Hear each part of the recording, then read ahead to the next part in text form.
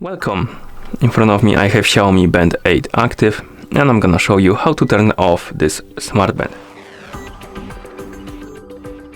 First we need to wake up the screen on our smart band, and you can do it by tapping on the screen. After you wake up the screen, swipe up on the screen to open the menu.